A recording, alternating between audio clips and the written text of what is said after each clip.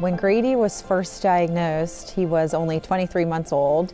It was a big shock to our family just because we didn't have any family history of it.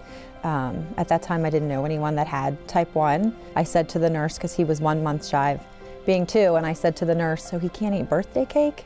That's literally what I knew, which is totally wrong. So I really knew nothing at all. I definitely panicked, and I knew that this was going to be something that was going to change our family's life. I thought, my job, I have to keep this kid alive today, and that was my goal. I just want to keep him alive. Since he wasn't quite 2, it was a lot of holding him down to put the shot in him. I remember I used to lock him in his high chair, and then I would do the underneath and stab him in the thigh.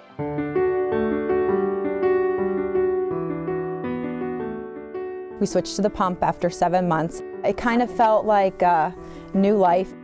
I think initially having to do the shots, it was just corrections at night and having to eat, and all of those things were just extremely challenging to do with the toddler and predict what not yet 2-year-old's going to eat when they're just trying new foods for the first time, and you have to be accurate within 1 carb of counting.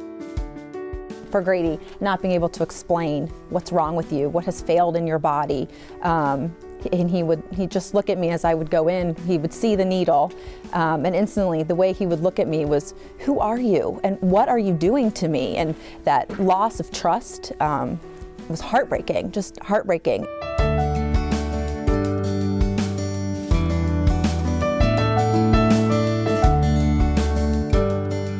So the pump was good in a lot of ways.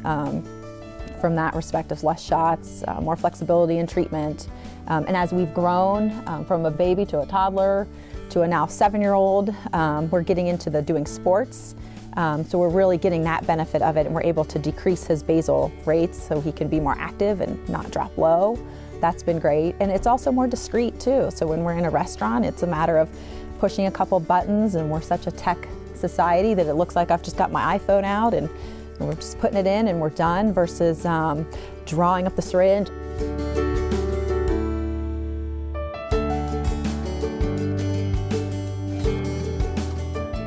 My biggest fear is dying in your sleep. Who's going to test him every 3 hours when he's in college? Who's going to do that for him? So I look for technology for that. So yes, I keep hoping for better research every day, even though I agree, we do look at where we've come from in such a short amount of time, but we constantly push forward for more.